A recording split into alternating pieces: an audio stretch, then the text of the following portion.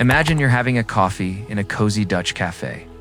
The sun is streaming through the window, and you decide to call a friend who lives just a few doors down.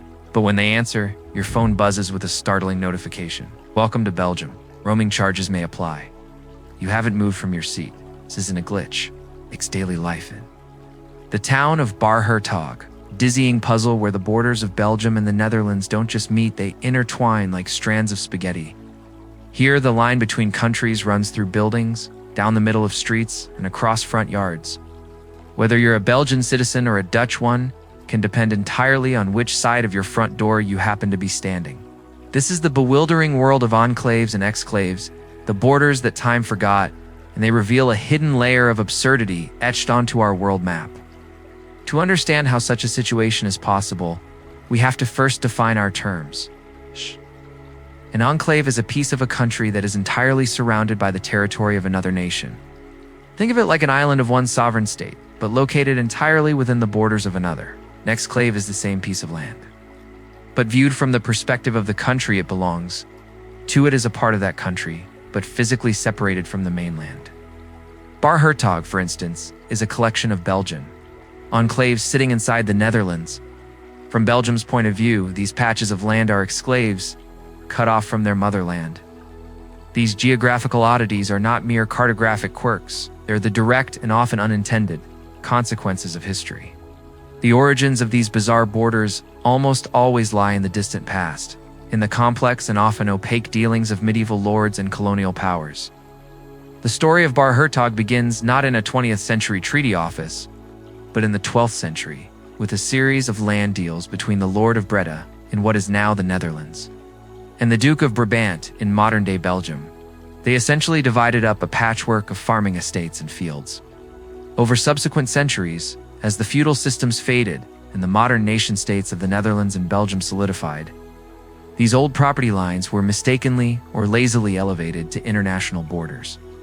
The result was a geopolitical inheritance that nobody knew how to handle, a permanent reminder of a time when land was about feudal loyalty, not national identity. This phenomenon isn't unique to Europe. Perhaps the most extreme example existed until recently between India and Bangladesh. The situation was so convoluted, it seemed like a work of fiction. Within Bangladesh, there were over 100 enclaves of Indian territory, and within India, there were enclaves of Bangladesh. But it didn't stop there. There were even counter-enclaves of Bangladeshi enclave inside an Indian enclave, which was itself inside Bangladesh. Astonishingly, there was one counter-enclave. It's the only one of its kind in the world. A tiny piece of India inside Bangladesh, inside India, inside Bangladesh. This Russian doll of borders was a relic of a 1713 treaty between two long-gone empires, the Mughal Empire and the Kingdom of Cooch Behar, whose chess game territorial swaps were frozen in time by the chaotic partition of India in 1947. For the people living in these zones, the consequences are far from theoretical. For decades, the residents of the India-Bangladesh enclaves lived in a state of legal limbo.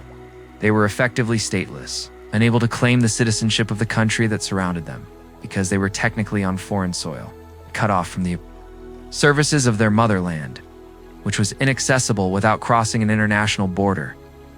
This meant no schools, no hospitals, no police, and no infrastructure. Their lives were a testament to the absurdity of maps drawn for empires, not for people. While the situation in Bar-Hertog is far more comfortable due to the European Union quirks, remain differences in tax laws mean that which side of the border a shop's front door is on can determine its business model, leading to a strange clustering of fireworks stores or cafes on one particular side of a street.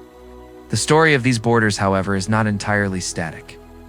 In a landmark agreement in 2015, India and Bangladesh finally decided to untangle their insane border, swapping the enclaves and allowing their citizens to choose their nationality.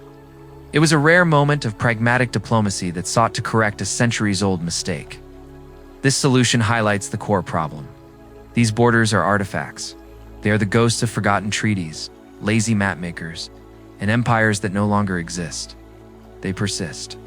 Because changing a border on a map is one of the most politically charged acts a nation can undertake, but their very existence challenges our simplistic notion of what a country is. Is it simply the land within a line, or is it the people who live there? So, the next time you look at a world map with its neat, colorful lines separating nations, remember the places where that order breaks down. Remember the person in Barlow-Hertog who crosses a border to take out their trash, or the former enclave dweller in Bangladesh who finally has a nationality? These strange borders are more than just curiosities. They're living museums of history, lessons in the unintended consequences of long-ago decisions, and a powerful reminder that the clean lines we see on our screens are often messy, complicated, and very, very human.